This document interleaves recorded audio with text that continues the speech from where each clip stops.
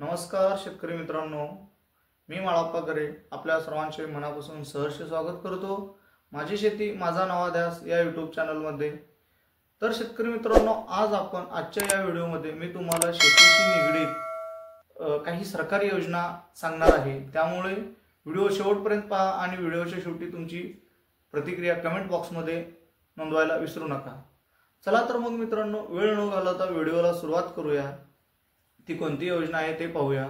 प्रधानमंत्री कृषी सिंचन योजना ही या योजनेचं नाव आहे। ही योजना केंद्र शासनाची योजना आहे। ज्या काही शेतकऱ्यांना आपल्या शेतामध्ये ठिबक सिंचन करायचं असेल किंवा तुषार सिंचन करायचं असेल तर हे करत असताना सरकार शेतकऱ्यांना याच्यासाठी काही अनुदान देणार आहे। आता सरकार याला किती अनुदान देते ते दोन स्वरूपात आहे। अल्प व अत्यल्प भूधारक शेतकरी यांना 60% व इतर वर्गातील शेतकऱ्यांना 45% अनुदान देते। म्हणजे 100 रुपये इतका खर्च आला असेल तर त्यामधले 50 रुपये एवढे सरकार तुम्हाला अनुदान स्वरूपात देणार आहे। म्हणजे तुम्हाला 50% एवढाच रक्कम द्यावी लागणार आहे। आता या योजनेचा शेतकऱ्यांना लाभ घ्यायचा असेल तर काय पात्रता असावी लागते ते आता आपण पाहूया। यामधली जी पहिली पात्रता आहे ती म्हणजे अर्जदार स्वतः शेतकरी असावा, तुमच्याकडे 7/12 व 8 असावा, त्याच्यावरती बागायती क्षेत्राची नोंद असावी। बागायती क्षेत्राची म्हणजे तुमच्या पिकाची नोंद असावी।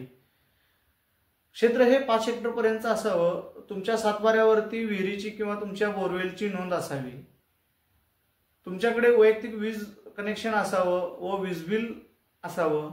या सगळ्या गोष्टी असल्यानंतर उपलब्ध असल्यानंतर तुम्हाला काय करायचं आहे, www.mahadbt.maharashtra.gov.in या संकेतस्थळावरती जायचं आहे आणि तुम्हाला अर्ज करायचा आहे।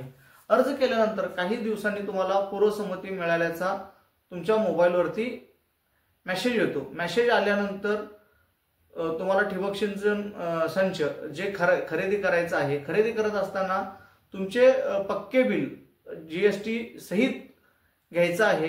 ते बिल तुम्हाला तुमच्या अर्ज केलेल्या फॉर्मवरती अपलोड करायचं आहे।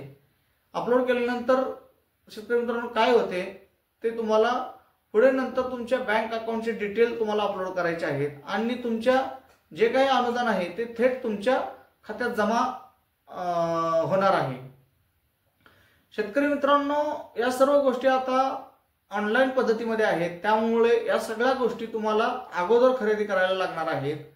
तुम्हाला एखादी वस्तू खरेदी केल्यानंतर मग तुम्हाला अनुदान मिळणार आहे। म्हणजेच अनुदानाची रक्कम ही नंतर काही दिवसांनी बँक खात्यात जमा होणार होते। म्हणजे पहिल्यांदा सगळी रक्कम देऊन जे काही साहित्य आहे असेल ते तुम्हाला खरेदी करावं लागतं।